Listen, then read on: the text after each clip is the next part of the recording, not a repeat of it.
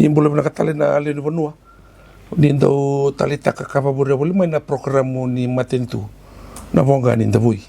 na programu ka barutakia ni patamba kindua me boleh ngodikina ka waramatekin le ni Vanua biti na bingarabi sangarab tu na matentu biti na kena lebih tidak kena bula na kena tanangun sala na kena garabi na vuli katumai tiku kinogo ba kena turang prime minister na kena sangai menduan na pamadala leka kula di turang soso kita ba na kena tamban tuk ni matentu di boso lebih kita ndono na bikitung boy raw ni may bitalo kena lulu ni matentu ngali sumengo na dona bisi ko bata kay na loman ni Malaysia na kena garabi na matentu biti na kena sama na biokani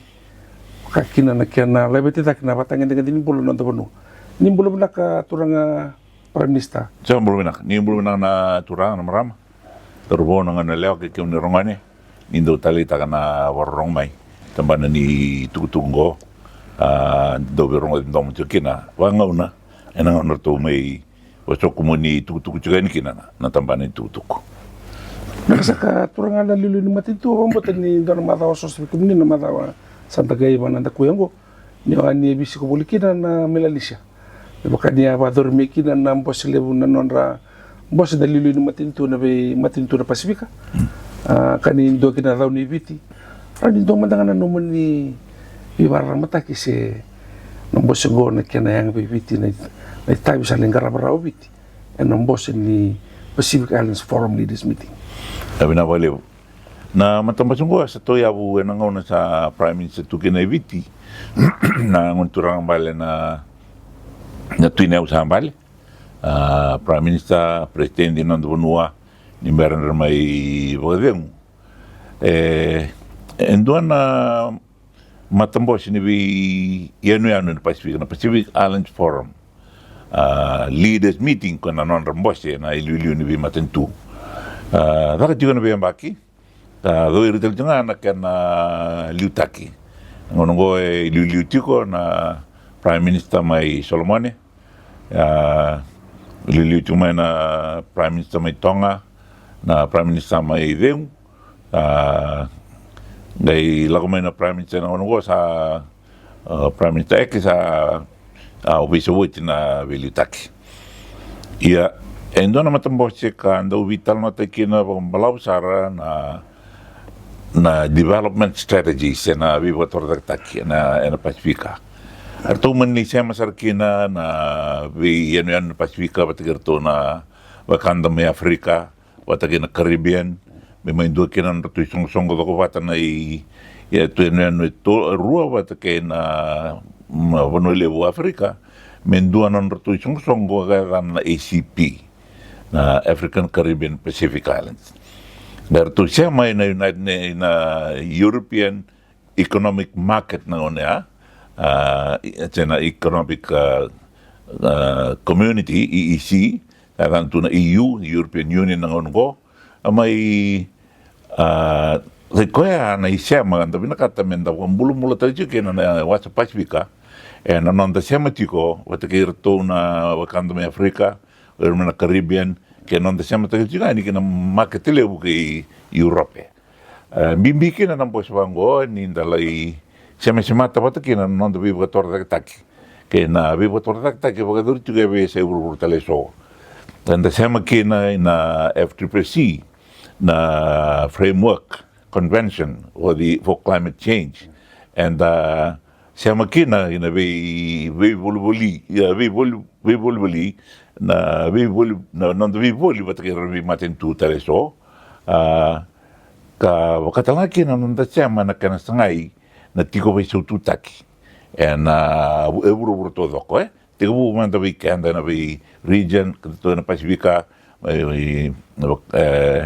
rao kina na noa na kana mai vingomi na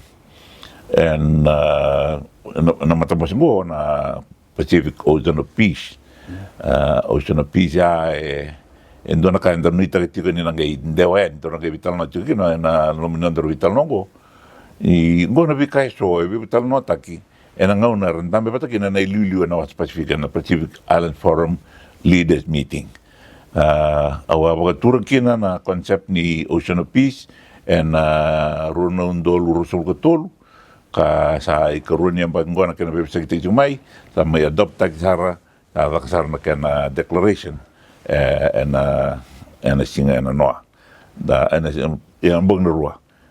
ka kima maruta welew isa rawata na singa bukalulu nagsaka turang ilulu matintu klani libsar na bitar no bina kali ba durme na Voqa ka ba durme na tu solmone klani vida trana no ni Voqa watakir tu ni ilulu matintu ni be matintu kara wala na Voqa na bilateral bilateral ka wili kino Australia wili kino New Zealand buka kino Solomon ni do madana no ni mamadalak na wale ni makanda kilati na lewe biti maru ta ko biti na non ro ve kani bet ke New Zealand dua bata program ro dua bata ke na be bator ta ki o New Zealand bet ke biti ni sala ko mai sanga tomani ko na be sengo me balata na visa-less entry mai viti sa rau ki Australia ke New Zealand o viti ki Australia sa sanga tika sembar tika ndrawa ngo so mbaga iliura ndau wadadana tu na viwakani na tamban immigration wandende te tu miki na weekend na ngo na kena sulta na weekend na ndongo sa kelengai ngi stamba dur na madala tika na no stamba vida singa se vida na mada na tika nika mo sana listel mai ke sana sibia no mtiko sana wili toko baga illegal immigrant mek na vikaiso kitu vitano kina batake New Zealand na dua bata batake Australia na vale partnership na dua bata partnership batake New Zealand vale partnership batake Australia wil kina na buli na we batorta tagira ramba batake na we wakani ni we tangomaki sana security arrangements ka rosa we tai tu mekina pampalau ka tomani chiko na kan sama I vong matai lalita ki me bilateral itu ngana regional itu tal na bilateral arrangement nga o Australia bat New Zealand na tambana ni witangomaki daw tu na defense cooperation program bat Australia sa na military assistance program bat New Zealand na map bat ni DCP ngoy sami tomani chiko ngo saru kubuti tau tau tiko dua bate partnership bat New Zealand vale partnership bat Australia kan tabe bu kita itu kena nabe ulutang lele ngo na buli na mbula na tatangomaki na bebo kator tagra ramba nakasakra turang premista pambotan niya anto tangan no ni Voqa se bilateral watakena lili matintu mai na tu Solomon iya ando talana bilateral watake Solomone sa intay sarkin endo na be dinati na memorandum of understanding na security arrangements beti umay na karoni valulew na dapat may nangono may tiwa papalakino kalkana sa Guadalcanal karibia umay kina na Secretary General ni United Nations ni Commonwealth may ulako annual isanga na viva may autaki gay lako ni kina na Regional Assistance Mission Solomon Islands na Ramsey laga ni kinarna nonda visa sona leoni matevalu sona civil servants karalei dadakika nanga na kasangai kina na biba me autengo na Ramsey sa uloka ni ku na madongo uloka ni sing tambu sa reto ka sa yali na ririko na rere na wadada na virer baki kandau tu veridu nanga no ala kina na lo jeng tinga dia sulga diwa me da na rono ndol volay no report ka lawa na Secretary General ni Commonwealth o Chief Ameka Anyoku na ngono ya no gibuku bukan talangan turang Nigeria o Professor Adefuye kero tibu na kena volay na kena sangai na biso tuta ke Solomani maro sarwele ni lokani sa malumutu na wikato doko sa toso na tion radaka awalis kiren do nga una sebenarnya yoti kina bobina kana viva me utaki Orto dhurumen do nanga ona ni viva me autaki. Via Voqa na Truth and Reconciliation ka dhurumu tuko viti na ongo. Na otia sarangai vei Voqa me autaki na Wambimbir o Kalekana ramai Guadalcanal ke ramai Malaita. Kanda kila ramai Malaita ngora viva kani bobolak satiko wata ke na swana bunu viti. Sana turang rar to na wakangu mai I nalawa tiko na non ratu I kubu na lomania no Malaita. Orto tala me Malaita tiko ratu I kubu ka.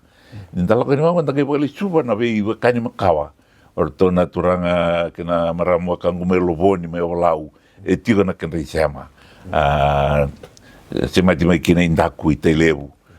Vikango ninda sa wakila tu mai tagay lei bagandita kan ninda sa wareida kena nonda buli tunga na toso ni ngona santa kei reide kina na bimbi ni kena sangai me wakandita itiko na biwekan ko kwa senta wata kei Solomonea au nimberni ki rumisei ni wata kei Prime Minister Manele au lei biutokot endona ibutsen kau sendona riz na kena tu imbulbul na le lima na soitia mani karuni volle urso kotonga ika sa ono kotone imbulbulu doana kena na ngasio balakana ka bulia na national anthem ni Solomon ngona tu ngalala kena independent kina Solomon arto tama bulu batakoto le imbite kana kerto na sen kau ena kena tu iwana nomi obin mina bole una maten tu Solomon ningara uni sartu bomenak na bonor tu marro ko kena na turango ni berna songo ru ya veni Solomon na utuni alo batakena tepuke na taki rua sena wanga rua takos tuani na Pasifika. Arto takapa na kene rau ni vingomi, arto na sokani, watakiran tu mai bonua, tu wata pabina sartunga watakene rau ni nonda. Endona wanga, nangonongo sa adame na papalangi, sa wanga takina papalangi, so na enu sa kadiwa tu selo. Ia na papalangi, sel ho. Nirsarei dan dona lava dona wanga cara bukan dia takani viti nang ko sabang tek tuna selo ia endo tiko na nonra tuku ni kamai ne bukan dia tek tuna tuku na Davui sena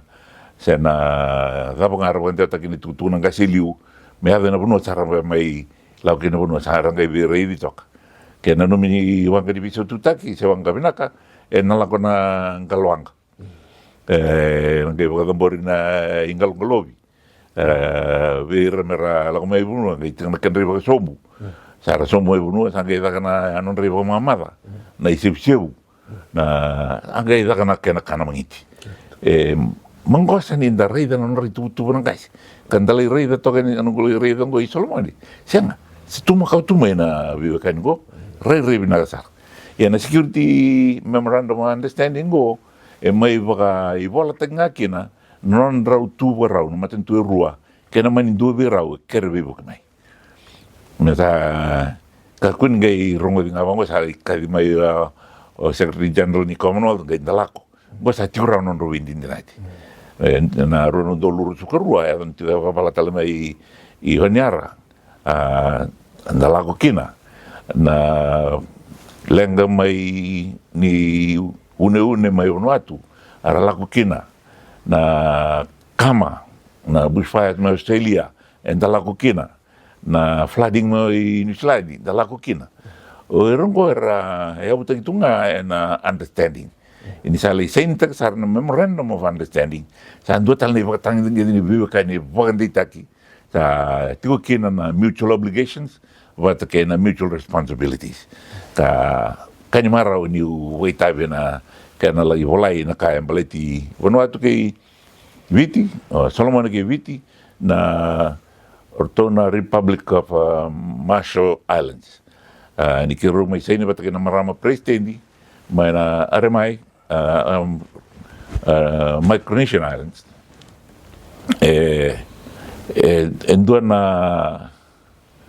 enduana vendin dinati sa kotoro miliu ra eu tati morang kasi buli na bunuai na nasi karasale boy tabioti na Marshall Islands ka ara tali ta sarwelio sama ida kena oi bola taki ando tan no rwedeu o sa soli sartal tungaki na viva ka deitaki mai viti ni sarando kita viti ena kena tarabutale na non to parliament building ka kama itu bochi na vida na mala sauti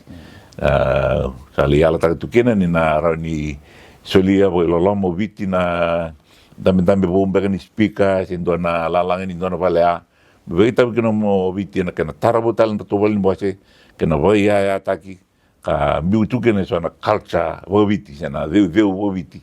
me lai varita itu ni nanda bekani Nakasaka turang lilin matintu. Dorong daw sarang na nomuni ngoletel ngay nambos na Pacific Island Forum. Kon ya koto kina nabitan no ni Oceans of Peace. Nak. Wambot ni sa dinggo matalangan na Pacific Island Forum. Ran daw mandangan na nomuni pamatala. Sa tama na inak ni Oceans of Peace na kaya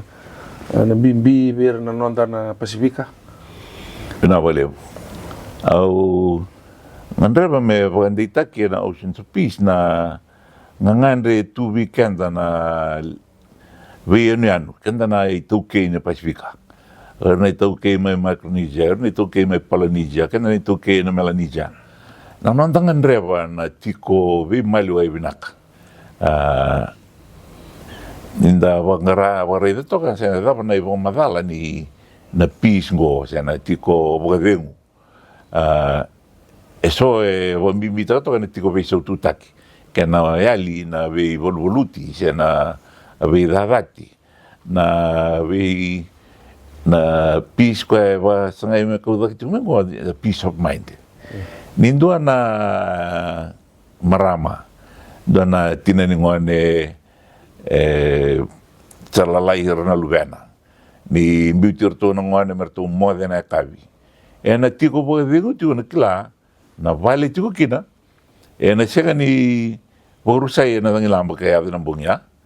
ena chega ni borusai na rising sea level na bika ke ngo ni simata na concept of peace of mind what again climate change sai koya na ni sanga na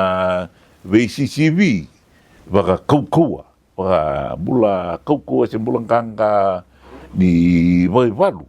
bina kata tiona ocean peace kuri kau tu mike na no indui muni me banga ta kima me na Pasifika o eu sa nungu tona matentungo eu sa nungu tona matentuya eu sa nduana nungu ikel ni wanga ike eu baka bituna ikel na raro ni wanga buko mai na matentuya bikuni banga tagia na non VCCV oira me mai danga na non do kotor da kiko kenda na leo ni Pasifika na constructive engagement indui tiko mai na rivalries na power rivalries but ke na one upmanship around the radar ke bakan de singangaro ni kina merklatigo you're welcome your enemy is not my enemy my friend is my friend and you are our friend kana kawa na bilkati mena watitiani ka nuito itiko ni na chega ni ndabaka sambu taka na kana sa mingo na Pasifika awa krea na Pacific Islands Forum kadang me rarotonga na rono ndolu rusul kotolu nyungela ko na United Nations General Assembly ko na lakinan madaw tumay gela ko na UNGA na bagya rono ndolu rusul kotolu o salay kadiba talkina ni sana sanga na Pasifika mer dua bata misara kavivaka iburubura ni sa dua na Ocean of Peace na Pasifika. Dapat kasama taga na nona lako mayo Ferdinand Magellan. Tinakali maruro sa ulu. Waya dano ko na Pasifika ko ando ya dano tunga na Great Southern Ocean. Dai bitagino ko na Pacific Ocean. Ni rei dana kana marabu na tu nda kila na ngo sa sanga so ngai marabu tu na be ngono todo ko. Do tu na ngono do borborakina. Ya kona wakasama ni Ocean of Peace ko na numikina ninda na kila ni na tiko na bingo na borbora ia na bingo na borbora na senga ni baka ya politikenda na nanda mara utakitiko na be loni na be saututaki na tiko binaka na tiko bagademo kasaka turang alilu ni matintu main na South Pacific main na bos ini non relilu na be matintu na Pacific ni pamadal tatingo ni na baru ndeongo in United Nations General Assembly. Yeah. Na vioka ni neviti ina burbura livu. Wakakina na nomni nandeo sarai ni Israeli na kanila indola na nonda bol ni mata. Bukan ningo na mata ningo na mengai zakakina dona kawango. Roa na ngana utang lelebu ani ran do mandanga na nomni pamadala. Doro liwi na UNGA doro ngai ngole ni Israeli. Yeah, na liu na lako i Israel ngemur ni UNGA. Ia na ultanga kwa mono na katong Minnesota na membelata ni UNGA liu. Na UNGA misale barita kina sa vingoma na was Pacifica na Ocean of Peace Declaration. Ona gali krea na UNGA sa krea kina bei ya sai burburu taleso. The Americas, North and South America, or na Southeast Asia, o Asia to Doko, tena Indo, Asia Pacific region, or na may Europe. Nga sangay marangay indui wakatetea na bakasamungo, eno non dui vi matentu, vi volkati, na may Europe, rangunong gari, apapalati ko Rusia, batake Ukraine, or may na tokaloloma ke burbura tsikangana apapala,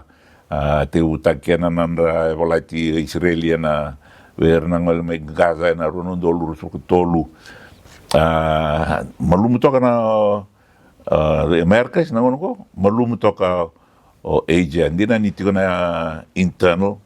na non di ya valanga vo matentu vida na bulasauti kina na vivo matei mai nandona korma India vola kai Pakistan ya papala kina wale lai ru witan noa sa via malumengo ya papala juga ngongo Nepal ena vivo no re papala tungo ngandri bi me reida na kasada kana Pasifika putu mendona bakasama era vital no taka runa mbaki sa rawa ni ramai tame bata karena dua bata karena vol tengana na velu takina ngongo misai kongo na nonde utu ni bakasama ni da tos jugidiu menta kila ni roniado vikaro ni buka blekenda na ngona na yado kina gono vi bunu eso na vikaso menta bakador me ka kuni rusa kina na velo ni binaka sa tu na ngongo nakasaka di nangole taltumbangay na lain dola na Fiji Embassy may Israeli. Random na ni pamadala kina turang Prime Minister. Siya ba na binaka na kotomay na kinandola na bolo bungo. Binabaliw. Hindi na nga nang balaw. Sa pagkita tumayo biti, te umay na biti sa walu. And no pagkita na veitang maki na bimaroy. And karalew ni kina ni sasanga ni United Nations. And walu sa ulkarua sa pagkita kina biti. Na sainai kando na tiki ni non rovin din dinati ko ichipita bata ka Israeli ka monata ki may Amerika non ro undo patungo na ka wato kai tu se wato ka tu burburna ena ngono na Camp David Accord na ka may na presidente may Amerika suritiro na presidente rua to la ko may le tolu to le sangai senta kendo le vendin dinati ana wal sul rua ina bitnul ko alu ni kagambato tina ivalu o Israeli batke na bagati kuma ile pono chini voluti ile pono o le pono o Israeli e voluti nga na me da ke Israeli tiko boli sera bo bimbi valu kuma na lomo ni bonua o le pono ni mani krebe bu ke na matentu o le pono ni sara ya palatu sana sani matentu le pononi mani dakakina na United Nations Declaration 425 watagina 426 ravindi dinati kina ravi matentu burbura mesa basuko Israeli in internationally recognized border magai ya ko talendo bang tagana zongo mera va dorju kina nonra dakaka ni voluti sanga me biukini kya na mataival ni matamboski burbura dana tumay na United Nations Interim Forces in Lebanon, UNIFIL. na honua e alo kina na wanu ni na internationally recognized border step back o step forward back na UN Israeli kuni sibita na wanu ngo me avike sana marro tiko na United Nations rukuni vitar tar kina ya mai sibita pakatala kina na non roa vala o Itipita se na vi matentu baka repair wa bulbuliti Israeli tu kamai i yarkina na Camp David Accord sa kunge bang tagitale sa rusa baka suka ina internationally recognized border baka suka mo Israeli sanga me biani kini loma na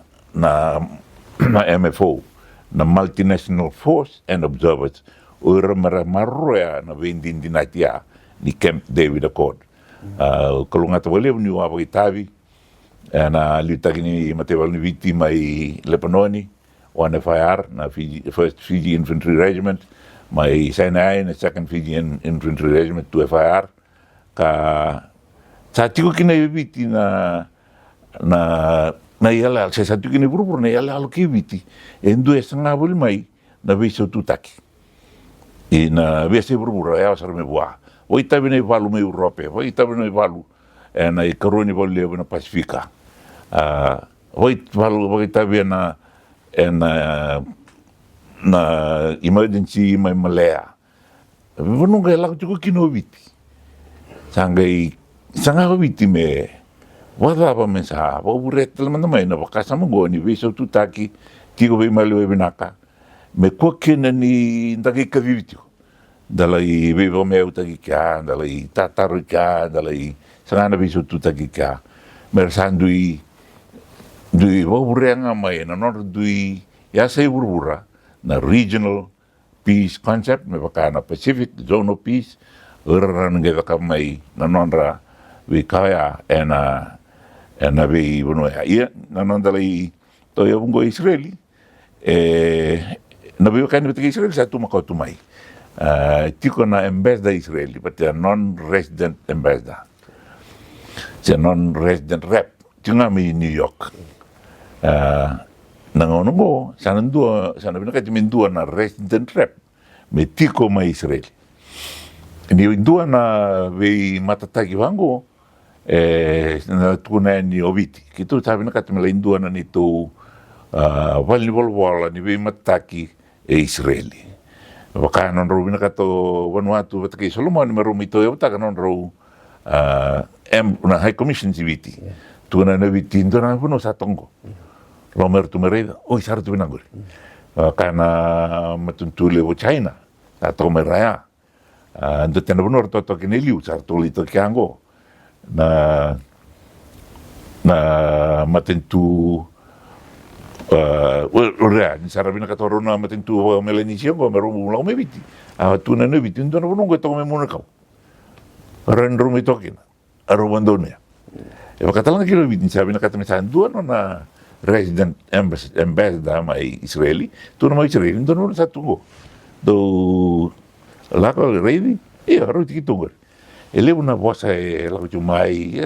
gor bakanda vito vaki ver na Israeli de guardava tu na kai Palestina tu na iongo na matentu kilaiti kuma United Nations Palestina kilaiti kuma United Nations kilaiti kuma nonra ngande nonra sanga satu vida na pagindi ke liu na endo berto na baita bikino Britania na kena lalani na vi matentu na tokola lama ke burbura ka tuki na vi vakasame so ora ni muri ena ngono ya na kena le toki kana na palwol ni mataki wata ke viti ke Israeli vakanga na nonda rauni vaka miu palwol ni mataki ena vi bono eso ka rarindra reida mai dono bono vada vike non sa varita mai sa tu mai na karo ni da kabra metentu Israeli membeleta na ken le toka no wala sa vingo moviti ko la kina me le toka I Jerusalem Nona kora da kila levu, kila e na vei lotu le levu e tolu, e avu mai na vuvale Voqa parama, se Abrahamic faith, na Christianity, na Judaism, watake na Muslim. Tiu kaya na tuwa na lotu le levu, na loman kora levu, Jerusalem. Kaya na sige na Holy Land. Yeah. Saan doon ba na yata ninanuma mena ni liuta ka na wal ni mat? Sa tuwa ka na Public Service Commission na kena tambaki, sa alag cuma na kerberto, orto na gay dakawa na shortlist, daka na interview, na gay wakaturi me beo. Eu na gay na yu joiti ni lewa me tau o dei mena lai tokina. Doon ka turanga na lililu matin tu. Wamboto sana be roto ikana non daru bitarno me belata na Voqa David ena be buru tani. Lus tala me biti. Wamboto di sa lebu na bingarap sangarap tu na matin tu na People's Coalition. Lebu na bosaka lebu na bibator takataki. Tulis mandanga na bosiado. Lolo manibida na madao sauti. Wamboto ni sona batu lewali lebu ni sabator kile na matin tu. Nira ni pamatala lakalak matanga kina. Una wale, vida tika na kena kai ave na vida na mata sauti, vida na pula sauti. Ndua na kena pamuritu nga na vi kai so avokaturi, mai na Commission of Inquiry.